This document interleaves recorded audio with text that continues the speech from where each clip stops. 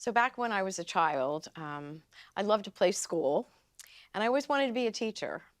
Um, but my own personal educational experience was a difficult one. I was a December birthday. I was very young. My mom begged and pleaded with the school district to allow me to start a year later, but they wouldn't. So the cutoff was the end of the year. And so I was really little and the youngest. And I thought I was great. I thought I was, really special. And then I went to school. And I quickly was in the basement getting remedial help. Took a public transportation bus for up until 5th grade, getting help with reading and math. So school was not easy for me. And it very much affected my confidence. And then when I got older, that struggle continued. And I began to realize that what educators said to me had a huge impact on my self-esteem and my confidence. And when I was in high school and I took the SATs, and I don't know if you can remember running around, everybody sharing their scores. I was like hiding because mine were just abysmal. They were terrible. And they were so bad that my mom and dad actually had me tested because they thought, well, maybe college really isn't for me. And I'll never forget when the psychologist told me that he wasn't really sure that I was college material, that maybe I should try a junior college. Well, here I am surrounded by, my friends who were all going to, 4-year competitive schools. So it was a really embarrassing, troubling time. Well, P.S., I was graduated with an impressive GPA from Indiana University in education. And I really believe that my own experience is not unique, that there are many, many young people that go through school and it isn't a very positive experience. So I was bound determined that I could make a difference. And that's why I gravitated to teaching special education. And I did that for 17 years. And even when I became a school leader, I always gravitated toward the tough kids. They were my babies, the frequent flyers, as we referred to them. And so that did influence me.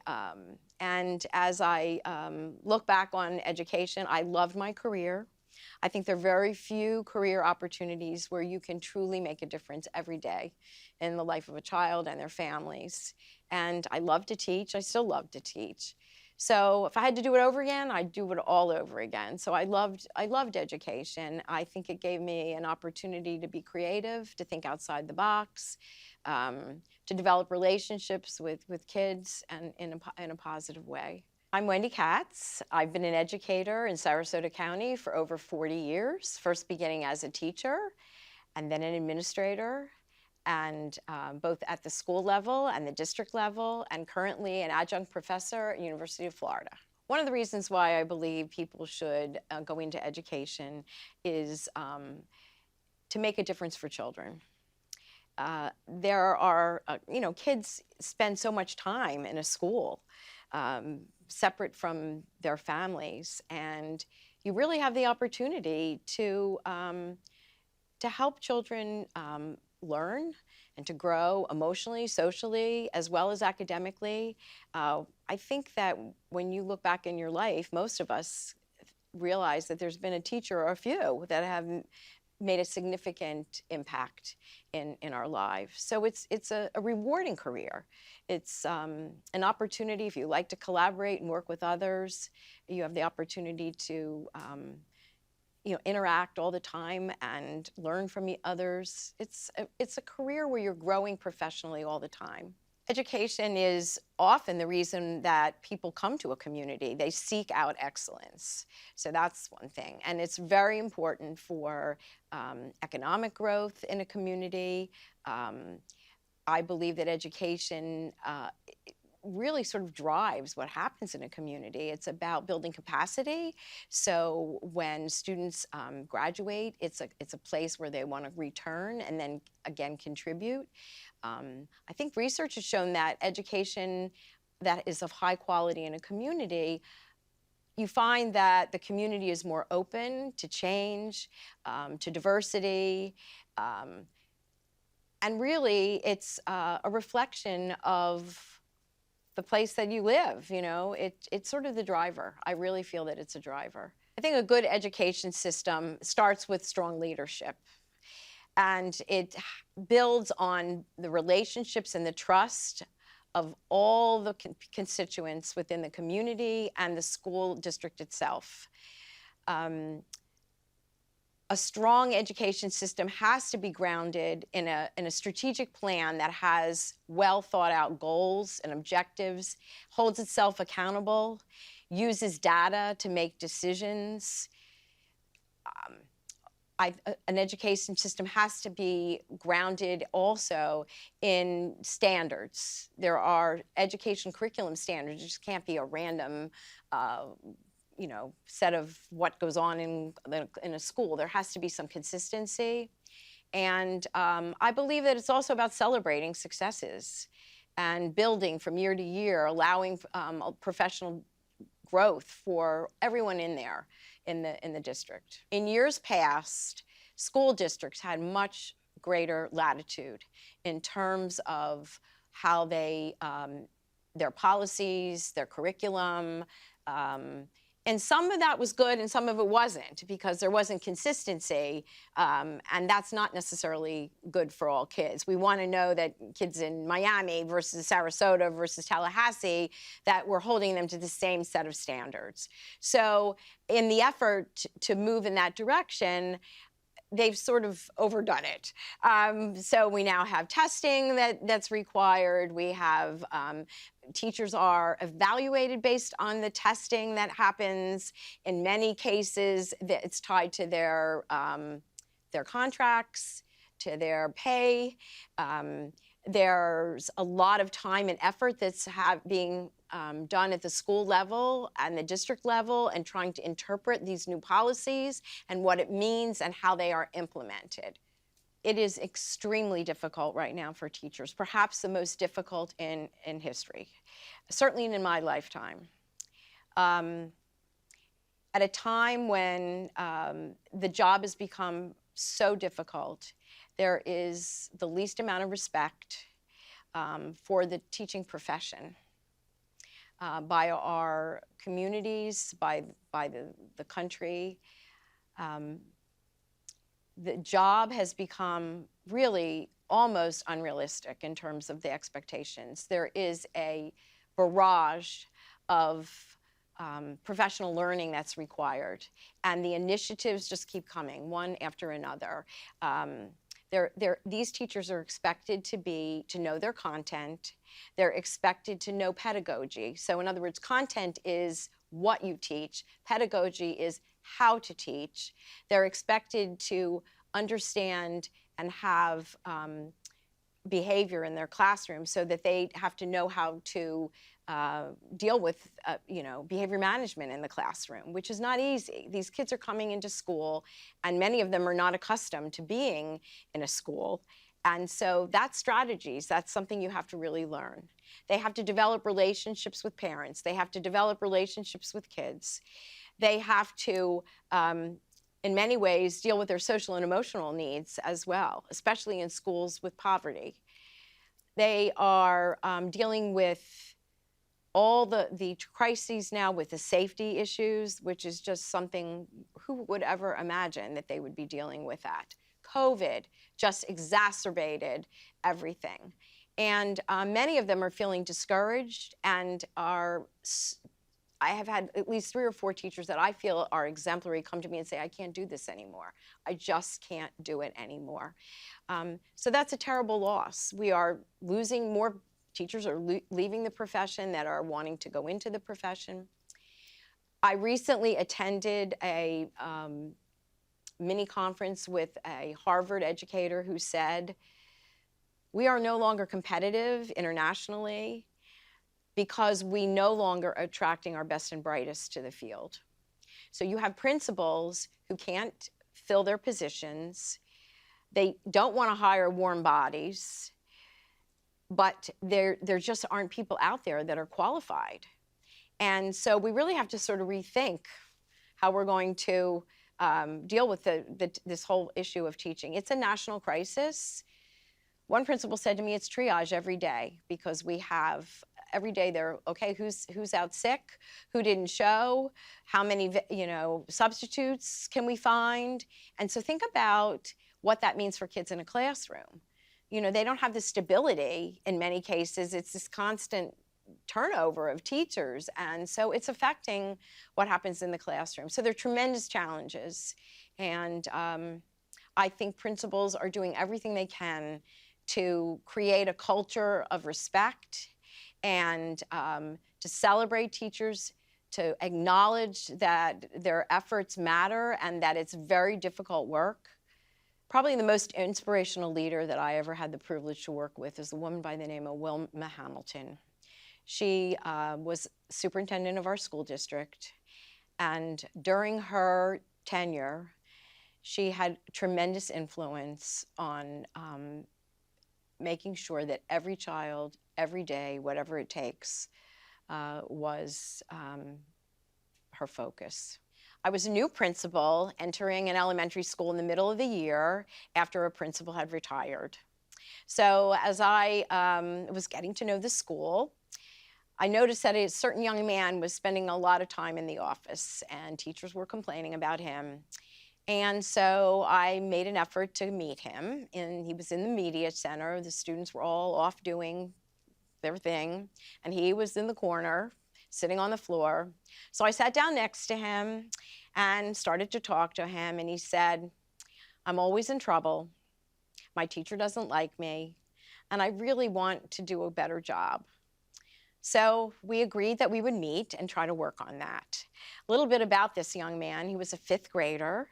He had Tourette's, and he also had attention deficit disorder. So he had some real challenges, and there was no question that it was difficult for him to fit in a traditional classroom and follow the expectations that other young people had. So we worked together. We came up with a plan. He had certain goals that he had to achieve in order to get this opportunity. I shared with him that I was about to begin giving tours for prospective kindergarten parents. And since I was new to the school, I could really use his help. I wanted a student ambassador, somebody that would come and do the tour with me and share his perspective as being a student in the school.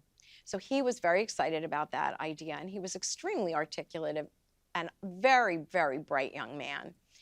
So the day came for his first tour, and he showed up in this little jacket and tie with this smile on his face. It was just something that, stays with me forever. Well, we did our tour. We did many tours, actually. He was with me all the time, and he was amazing.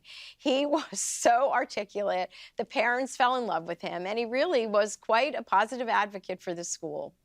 His parents were overwhelmed with gratitude because it was the first time that he was really excited about going to school, and he had something that he could achieve that made him feel good about himself. When I think back on my career about the experiences that I helped create that were lasting ones for kids, one really stands out. And it stands out because I have students that talk to me and they still remember it. So I think would be the goal of everything that we do in education, is something made that kind of an impression on young people. We decided to create a simulation of the wall that existed in Germany, between East and West Germany, between communist and I guess it was democracy on the other side.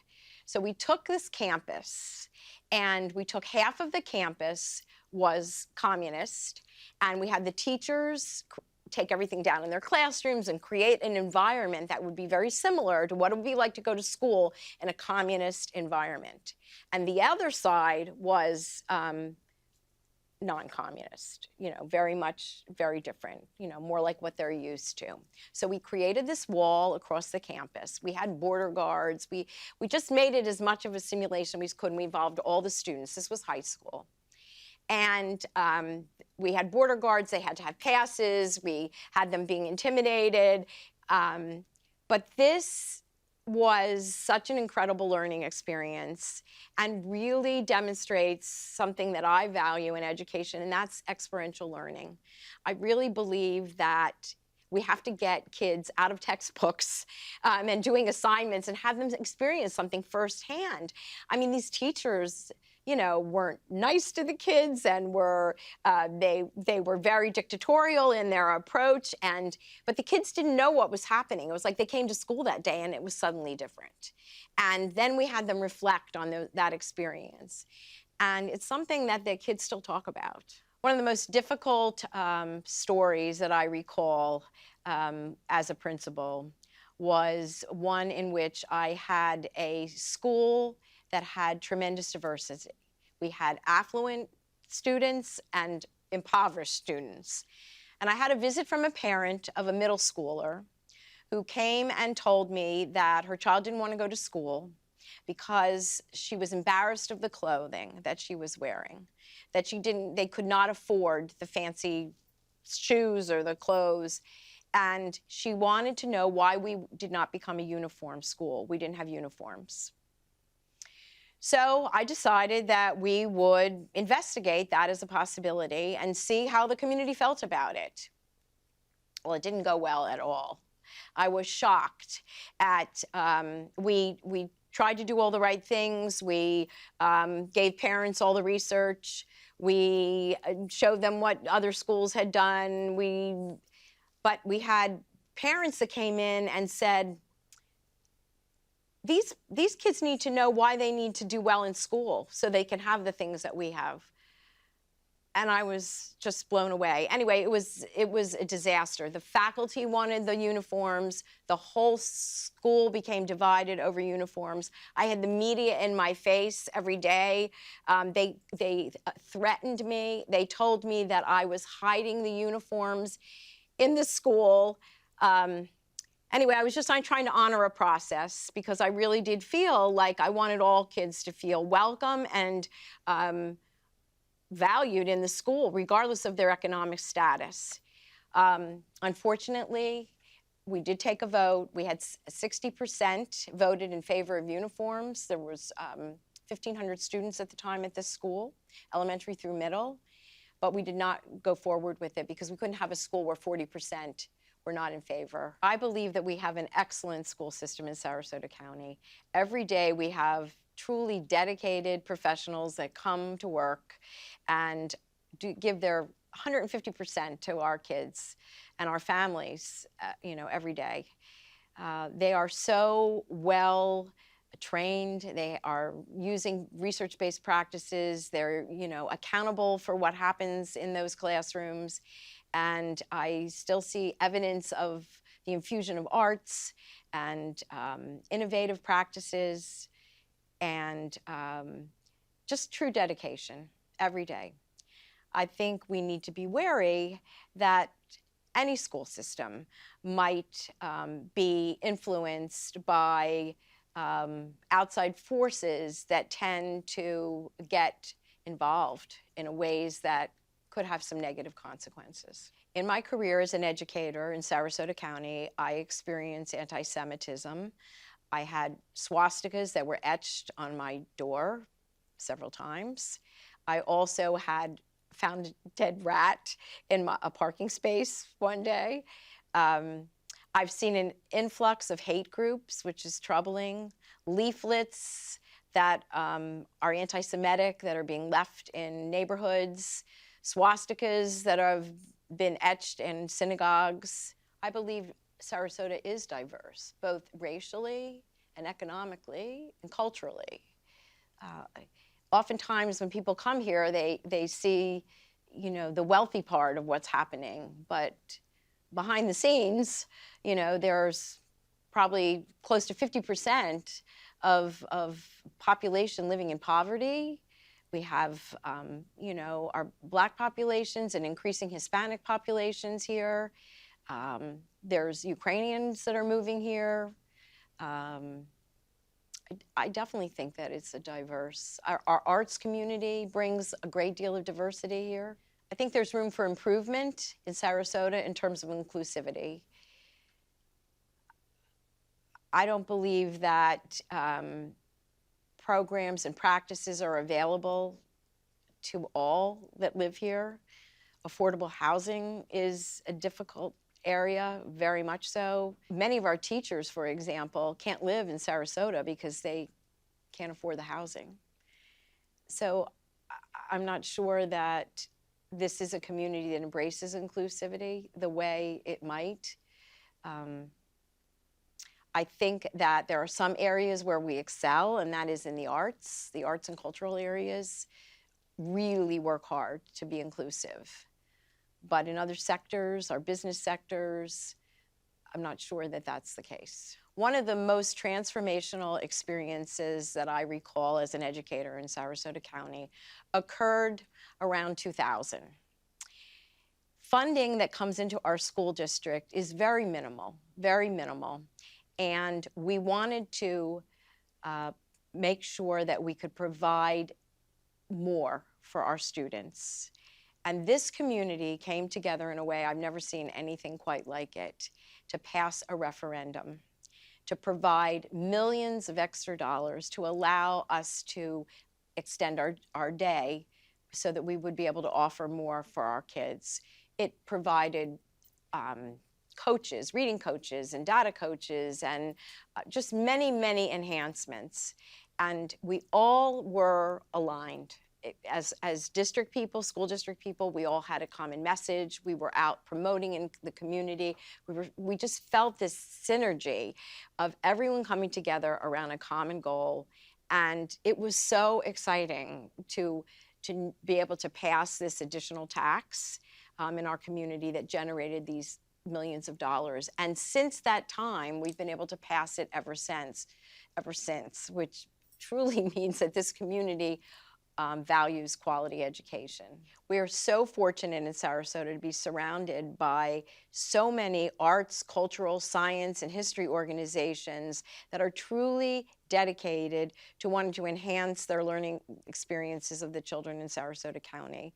And they do that in multiple ways. And through the generosity of the foundations, we're bringing unbelievable number of these experiences to our students on a regular basis. In the future, I believe our community will thrive when we can bring groups together that have experienced prejudice so they can ensure that everyone that's living in our community feels safe and included.